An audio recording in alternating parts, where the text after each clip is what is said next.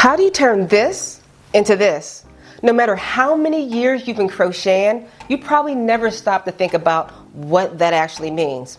Acrylic is one of my favorite yarns. It's soft, it's affordable, and it's easy to care for. And it's the yarn I recommend to most beginners more than any other. And I didn't realize I was basically crocheting with plastic. I knew it didn't come from a sheep. I knew it didn't grow in a field, but somewhere between crude oil buried thousands of feet beneath the earth and the skein sitting on a shelf at my local craft store, there was an entire story I knew nothing about. So I decided to follow the skein of acrylic yarn through its entire life, from oil field to chemical plant to spinning mill to our crochet hooks, and finally to wherever it ends up after we're finished with it. To understand acrylic yarn, you have to go back millions of years. Long before it became a skein sitting at the craft store on a shelf, it began as crude oil trapped deep beneath the earth. Once it's brought up to the surface, the crude oil was shipped to a refinery. There, it's separated into different products. Most of it will never become yarn. It becomes gasoline, diesel fuel, jet fuel, asphalt, plastics, and thousands of other everyday products. But a tiny portion begins a completely different journey.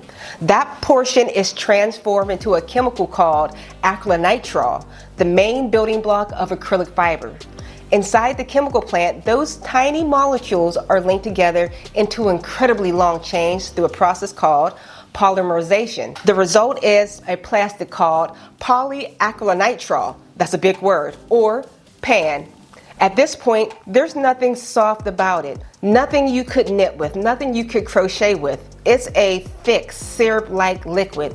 Nothing about this place suggests that one day someone will crochet a baby blanket from what leaves these pipes. So, how does a vat of liquid becomes one of the most softest, most colorful yarns in our stash? This is where everything changes. The thick syrup-like liquid is pumped into a machine fitted with thousands of tiny holes called spinnerets. They're often compared to holes in a shower head, but each opening is much thinner than a human hair.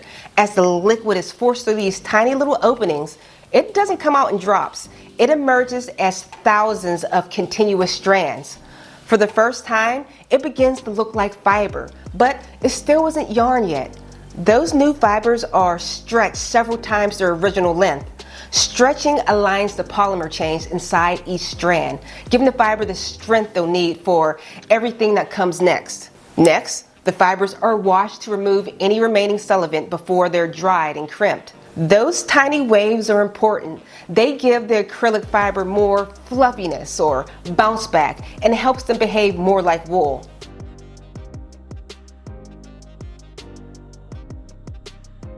Without that crimp, the fiber would be smooth, slippery, and difficult to spin.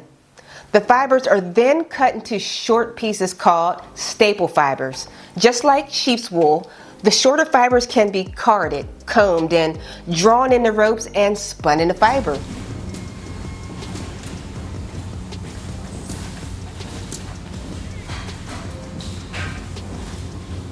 From there, the yarn is twisted for strength, dyed into hundreds of colors, and wound into cones.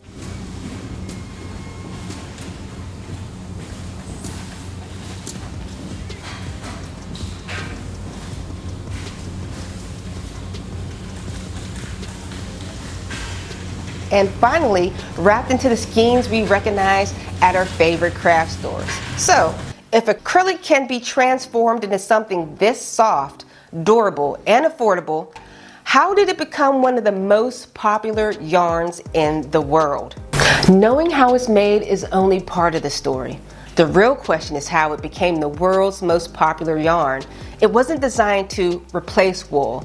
It was engineered to be more affordable, consistent, and easier to care for. For the first time, families could make blankets and sweaters without the high cost of wool.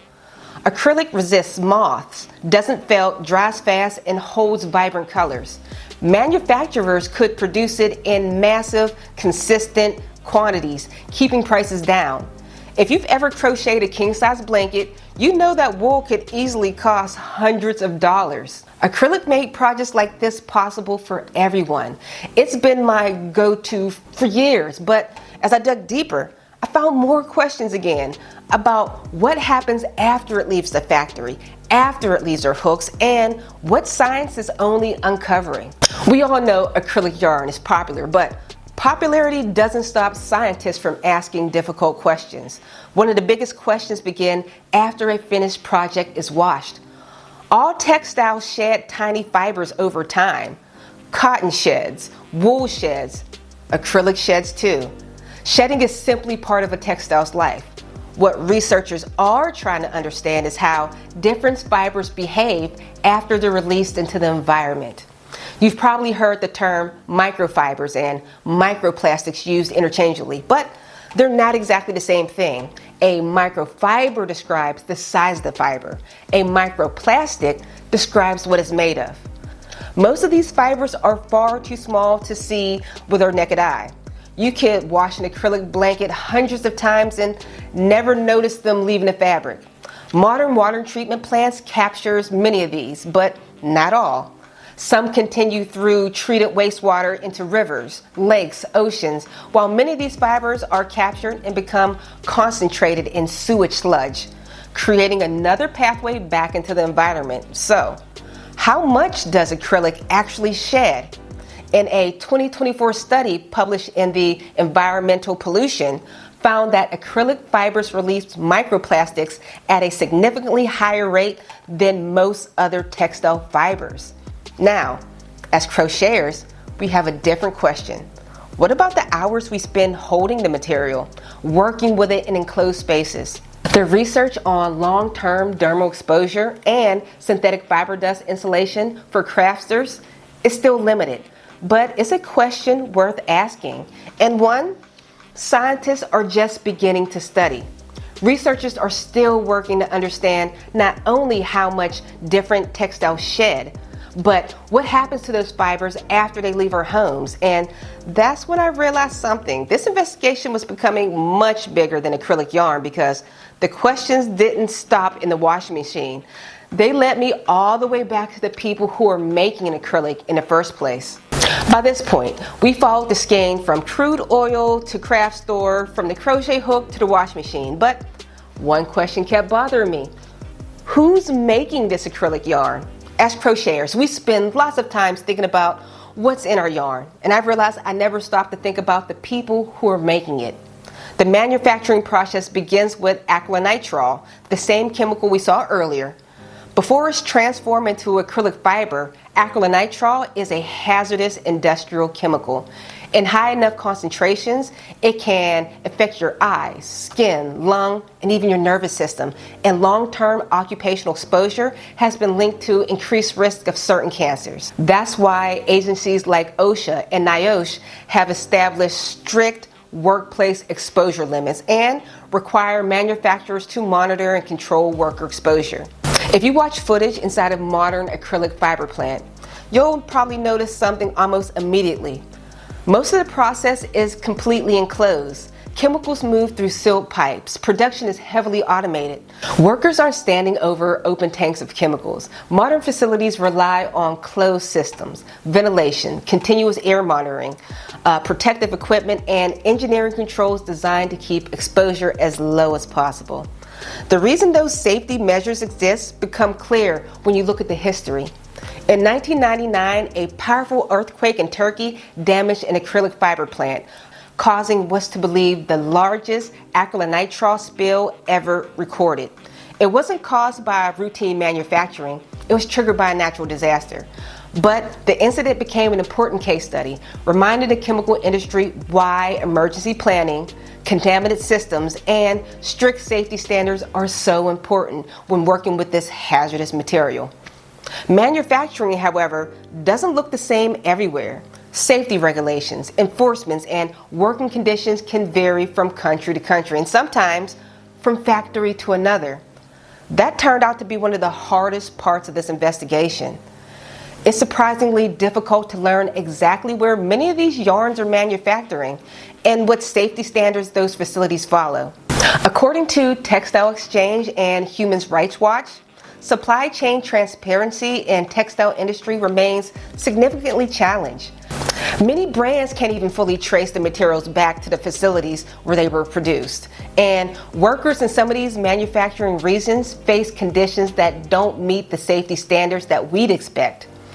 By the time acrylic reaches our crochet hook, it's easy to forget about the amount of engineering, regulation, and planning required to make it safely. And that raises an even bigger question. If acrylic's story is this complicated, what happens when we compare it to every other fiber that we use? By this point, I thought I finally understood acrylic. It had its clear advantages, and it also had some real trade-offs. But I kept wondering, was there actually a better choice? Cotton, it seemed like the most obvious answer. It's natural, it's biodegradable, and it doesn't shed plastic-based microfibers. But cotton has challenges of its own. Growing cotton requires enormous amount of water, and in some regions, conventional farming relies heavily on pesticides and fertilizers. There's also documented concerns about forced labor in parts of the global cotton industry. Then I looked up wool. Wool's renewable, biodegradable, and can last for decades with proper care, but producing wool requires land, water, and livestock management.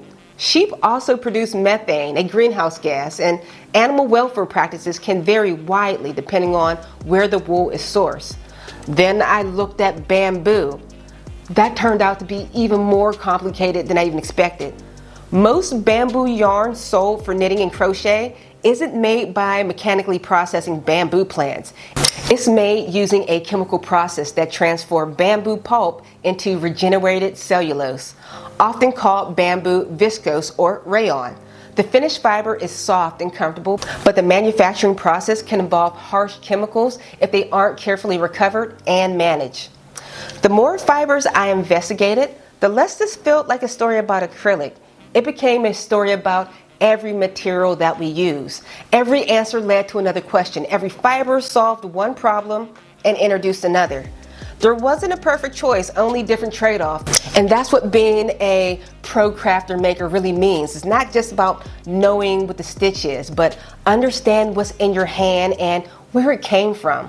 Now, if acrylic is still your go-to, and honestly, it's still mine for certain projects, there are things you can do.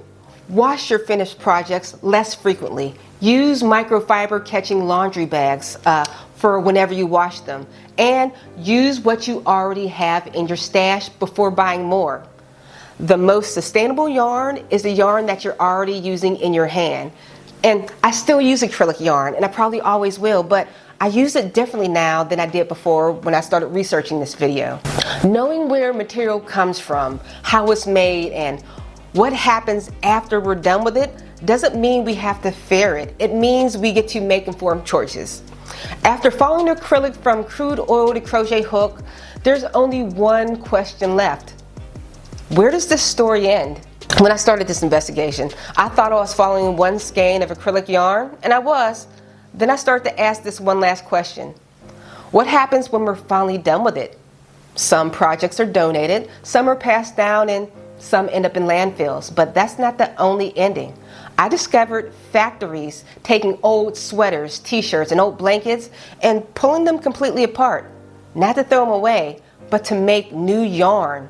Watching old textiles become brand new fibers felt like watching this entire story play in reverse. And I couldn't stop wondering, how do you turn a pile of old clothing back into yarn? So that's where this investigation goes next. So make sure you check out this video right here so you find out what happens to your old recycled clothes. All right, guys, make sure you subscribe, and I'll see you all on the next video.